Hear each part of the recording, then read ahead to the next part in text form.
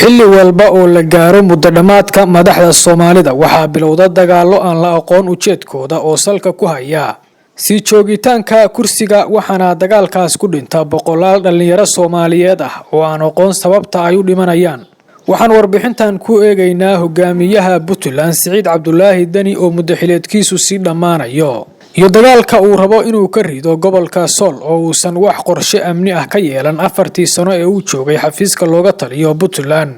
gobolka Sool oo ay muddo dheer ku loolamayeen Somaliland iyo Puntland ayaa waxaa halkaas marar kala duwan ka dhacay dagaalo culus oo ay dad badan ku dhinteen. dagaaladan ayaa waxaa marar kala duwan duulaan ka qaaday madaxdii kala duwaneed ee Puntland kuwaas oo dagaalka ay qaadayeen uu ahaa mid la rabo in lagu mashquuliyo shacabka laguna helo muddo dheeraysi taasi oo aysan madaxdii Puntland soo martay aysan ku guuleysan iyadoo dhul badan laga qabsaday dhinaca kalena aan helin muddo kororsigii ay u galeen dagaalka. sidoo kale madaxweynaha Puntland Siciid Cabdullaahi Dani ayaa hadda bilaabay inuu abuuro xiisado dagaal isagoo raacicinaya muddo kororsi. waxaana uu madaxweyne Dani kaga dugan yahay madaxdii ka horeysay inuu isagu ku doodayo inuu rabo inuu Puntland ka qabto doorashooyin dadweyne taasi oo ay si weyn u diidan yihiin dadka reer Puntland sida ganacsatada iyo siyaasiyiinta waaweyn ee Puntland ka soo jeeda ayagoo ku doodaya inaysan Puntland ka qabsoomi karin doorasho qof iyo cod ah ee ay ku socoto kaltanka beelaha taasi oo ay Puntland ku soo caanamaashay.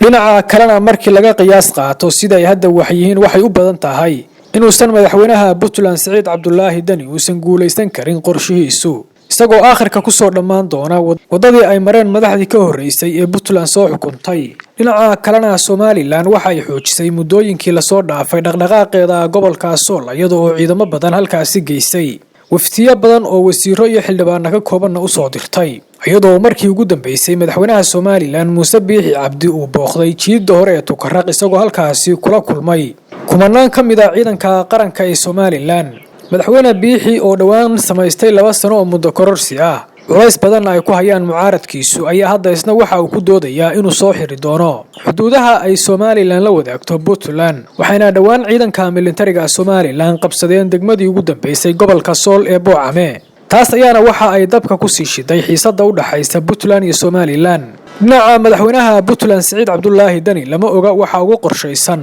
iyo qaabka uu rabo inuu dagaalkan u galo inkastoo madaxweyne Siciid Cabdullaahi Dani dhawaan bedelay saraakiisha amniga ee Puntland isagoo magacaabay taliyaha booliiska iyo taliyaha ciidanka daraawiishta Puntland waxaana laga bedelay xilalkaasi saraakiishii waqtiga dheer soo haysay ee 4 sano ee madaxweyne Dani joogay xafiiska la shaqeynaysay. waxaana uu madaxweyne Siciid Cabdullaahi Dani hadda magacowday saraakiil uu aaminsan yahay inay isaga ka amar qaadan doonaan iyadoo ay dad badan aaminsan yihiin in loo magacaabay sidii uu Siciid Cabdullaahi Dani ku raadsan lahaa muddo kororsi taasi oo aan la aqoon sida ay u suuroobi doonto. intaas ayaan ku soo koobaynaa wararkii ugu dambeeyay.